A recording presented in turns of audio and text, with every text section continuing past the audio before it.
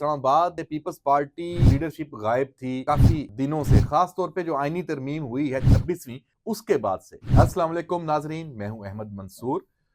4 दिसंबर की शाम ढल चुकी है और मैं आमतौर पे इसी वक्त ही वीलॉग करता हूं रिकॉर्ड, अगर एक दिन में एक करना हो, क्योंकि फिर दिन भर की जो एक्टिविटीज़ हैं वो सामने होती हैं और फिर आइंदा आने वाले जो दिन हैं उनका मंजरनामा कुछ वाज़े होता है, कुछ खबरें भी उनकी तलाश वो भी करनी होती है। तो आज बहुत ही ख़ास जो पॉलिटिकल महाज पर एक डेवलपमेंट है। वो डेवलपमेंट ये है कि इस्लामाबाद से पीपल्स पार्टी की लीडरशिप गायब थी काफ़ी दिनों से, ख़ास तौर पे जो आईनी तरमीम हुई है 26वीं उसके बाद से। हालांकि यहाँ पे पीटीआई का एहतजाज भी आया और हुकूमत को बड़े चैलेंजेस भी थे। नून लीग की हुकूमत ने तने तनहा इन तमाम चैलेंजेस का मुकाबला किया और इस सूरत हाल का मुकाबला किया। पीपल्स पार्टी की एक मोरल सपोर्ट तो थी, लेकिन जो एक होता है ना कि कंधे से कंधा मिलाकर सामना करना, वो नहीं था। इसके पीछे क्या राज था और क्या चल रहा है, ये यकीनन बड़ा दिलचस्प है। और ख़ास तौर पे फिर मौलाना फजलुर रहमान वो भी पीपल्स पार्टी के साथ दोबारा जुड़ चुके हैं। एक फितरी इत्तेहादी हैं मौलाना और जरदारी, या आप कह लें जमीयत उलमा इस्लाम और पीपल्स पार्टी। इस दौर की जो सियासत है उसमें एक फितरी इत्तेहादी हैं, बहुत सारे मामलात में वो इकट्ठे चलते हैं। अगर इख्तलाफ हो भी तब भी वो रास्ता जरूर निकाल लेते हैं।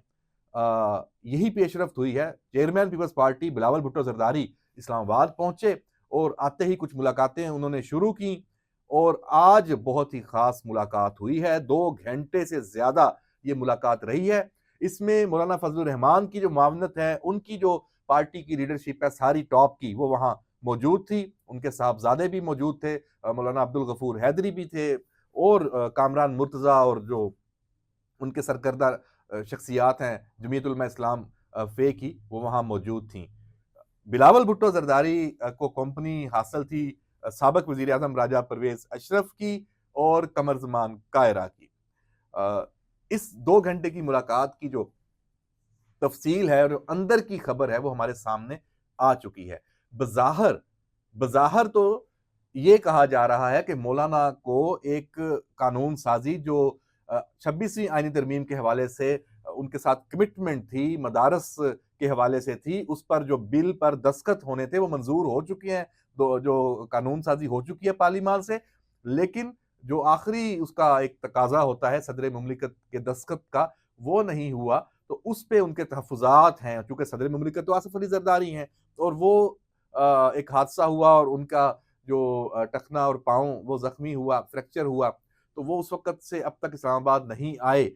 लेकिन ये जो समरीज पे दस्तखत होते हैं, ये कोई उसके लिए उनका आना जरूरी नहीं है, इसके पीछे कुछ और राज की बातें भी हैं। लेकिन असल कहानी ये नहीं है जनाब। असल कहानी ये है कि दोनों का पीपल्स पार्टी और जमीयत उलमा इस्लाम, या बिलावल और मौलाना, या जरदारी और मौलाना, इन दोनों का इस वक्त जो नुक्ता नज़र कह लें या इनका जो इशू कह लें सियासी, इनके लिए जो एक बड़ा मामला है वो है मुस्लिम लीग नून की हुकूमत के साथ।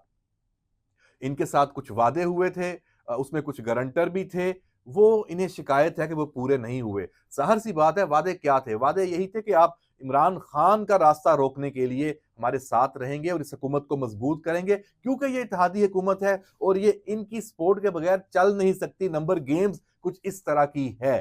तो इसके अलावा भी पॉलिटिकल जो एक साथ इस इन हालात में वो भी बड़ा जरूरी है। मुस्लिम लीग नून के पास अकेले के पास वो एक सियासी पोजीशन नहीं है कि वो इस मुल्क के मामलात को आगे लेके चल सके। और ख़ास तौर पे जो इमरान खान है और पीटीआई की जो एहतजाजी सियासत है, जिसको आप इंतशारी और फसादी कहें तो ज़्यादा बेहतर होगा, उसका वो तने तनहा मुकाबला करें। और पाकिस्तान की जो मुआशी जो सूरत हाल है उसमें जो चैलेंजेस हैं वो भी मिल के करने हैं। फिर तमाम जो सूबों के साथ वफाक का एक रिलेशन है और इस हवाले से भी फिर दहशत गर्दी की जो जंग है, खारिज के साथ जो लड़ाई है, वो भी मुतकाजी है कि तमाम जो पोलिटिकल फोर्सेस हैं वो भी एक पेज पे हों। तो इसमें पीपल्स पार्टी और मौलाना ने नून लीग का साथ दिया है, लेकिन नून लीग सारे फायदे लेके, उनका साथ लेके, लेकिन इक़्तिदार में वो बिल्कुल भी शरीक नहीं कर रही। इक़्तिदार में नून लीग शरीक नहीं कर रही पीपल्स पार्टी को या मौलाना को, या इनका फैसला कि हमने नहीं शामिल होना। तो असल खबर ये है कि इसमें असल बात है कि किन कंडीशन पे नून लीग चाहती है और बिलावल की और मौलाना की कंडीशंस क्या है।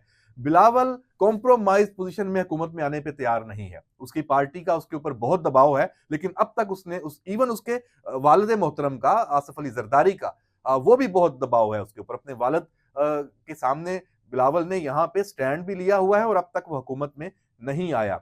बिलावल चाहता है कि हुकूमत उसे मिले तो फिर वो आए, तो फिर प्राइम मिनिस्टरशिप के साथ आए, पूरी कमांड में आए।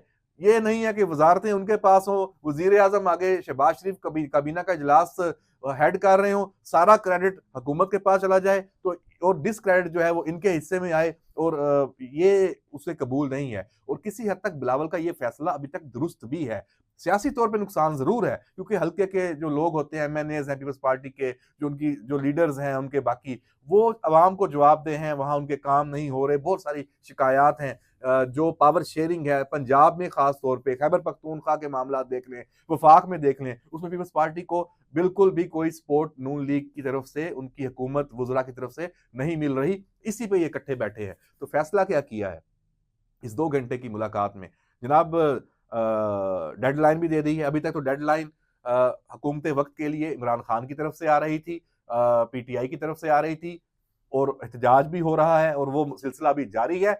इधर से मौलाना और बिलावल, इनका लहजा भी अब सख्त होता नजर आ रहा है, और शहबाज हुकूमत के लिए ये बड़ा चैलेंज होगा।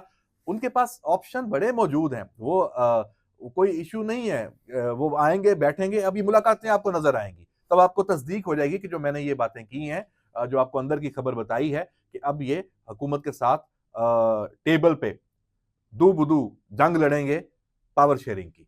और इसमें कौन जीतता है, नून लीग अपनी कितना हिस्सा इनको देने पे तैयार होती है, और ये उस पावर शेयरिंग में अपने जो ऑडियंस हैं, या जो इनका अपना हल्का अहबाब है, या जो इनका पॉलिटिकल इनका पूरा एक स्पेस है, उसको किस हद तक ये हासिल करने में कामयाब होते हैं, ये देखने की बात है। यकीनी तौर पे इस पावर शेयरिंग में जो ग्रंटर हैं, उनका भी अहम रोल होगा, और उसमें पीपल्स पार्टी ने किसी हद तक अपना हिस्सा वसूल किया है। नून लीग ये कहती है कि पावर शेयरिंग में सारी बड़ी आईनी पोजीशन तो आपने ले ली है, अब आप हुकूमत वाले मामलात में भी, और सिर्फ इसमें भी कि हमारे वजारतों में काम नहीं हो रहे, आप और भी हिस्सा लेना चाहते हैं। यहाँ आप देखें तो नून लीग की ये वाली बात, जो शरीफ फैमिली है या जो उनके फैसला साज हैं, उनकी बात दिल को लगती है कि भाई, आप सूबा सिंध तो चलो इनके पास अपना था, अपनी उन्होंने विन किया था, बलूचिस्तान का वजीर आला आपके पास है, वजारतें वहां ज्यादा आपके पास हैं, खैबर पख्तूनख्वा की गवर्नरशिप, और बड़ी पावरफुल गवर्नरशिप है, वो फैसल करीम कुंडी के पास है और पीपल्स पार्टी के पास है। इसके अलावा डिप्टी स्पीकर कौमी असम्बली पीपल्स पार्टी के गुलाम मुस्तफा शाह हैं। इसके अलावा चेयरमैन सेनेट आईनी पोजीशन यूसुफ रजा गिलानी है। और क्या चाहिए? सबसे बड़ी बात, सदर मुमलिकत आसिफ अली जरदारी 5 साल के लिए बिला शिरकत गैरे वो वहां पे मौजूद है। तो भाई, और आपको क्या चाहिए?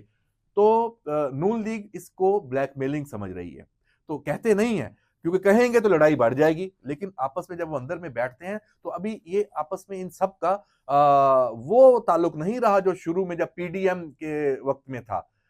अभी इनके मामलात बड़े खराब हो चुके हैं, लेकिन टेबल पे ये बैठेंगे, और अगर इस लड़ाई को इन्होंने तूल दिया, तो यहाँ पे पीपल्स पार्टी और मौलाना नून लीग को ये भी थ्रेट कर सकते हैं कि जनाब, फिर अगर हमें माइनस इमरान खान को चले छोड़ दें, वो अडयाला में है, पीटीआई के जो एमएनएज हैं, एमपीएज हैं, असम्बलियों में सेनेटर्स हैं, उनके साथ बैठ के बैरिस्टर गोहर और अली जफर और शिबली फराज और असद कैसर, इन सब के साथ बैठ के अगर बात आगे चलाएं, तो नून लीग की हुकूमत के लिए वाकई बड़ा खतरा बन सकता है। ये बात मौलाना और बिलावल में डिस्कस हुई है कि अगर हम ये करने जाते हैं, इस जानिब आगे बढ़ते हैं और पीटीआई को कायल कर लेते हैं कि हम मिलके चलते हैं तो इसके क्या गुड और क्या बैड होंगे,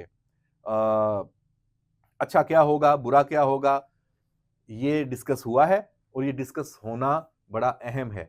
ये मैं आपको बिल्कुल एक कन्फर्म खबर बता रहा हूं कि ये ऑप्शन डिस्कस हुआ है। तो ये नून लीग इसको किस तरह देखती है और फिर जो गारंटर हैं जिन्होंने इस इत्तेहाद को इकट्ठा जोड़ा हुआ था, वो इसको कैसे देखते हैं, ये बहुत अहम है। आने वाले दिनों में इमरान खान और पीटीआई की जो पॉलिटिक्स है, जो एहतजाज की सियासत है, वो तो आगे जिस तरह बढ़ रही है, वो तो खबरें मुसलसल इन है और गर्म है ही है। ये महाज भी गर्म हो चुका है बिलावल के आने से, बिलावल की मौलाना से मीटिंग के बाद इस्लामाबाद सियासी तौर पे इसका दर्जा हरारत आने वाले दिनों में और तेजी से आपको बढ़ता नजर आएगा। और खासतौर पर जब असेंबली का इजलास दिसंबर के दूसरे वीक में होगा तो इस्लामाबाद में खबरें ही खबरें होंगी। तो आपको भी वो सारी मालूमात हम देते रहेंगे, देखते रहिए। और मेरा जो ये चैनल है इसको आपने सब्सक्राइब जरूर करना है और वो जो कहते हैं ना बेल आइकन, उसको भी जरूर बजाएं ताकि आपको नोटिफिकेशन भी मिलता रहे। उम्मीद है आपको मेरा जो ये वीलॉग है ये आपको पसंद आएगा और अगले वीलॉग तक इजाजत दीजिए। अल्लाह हाफिज।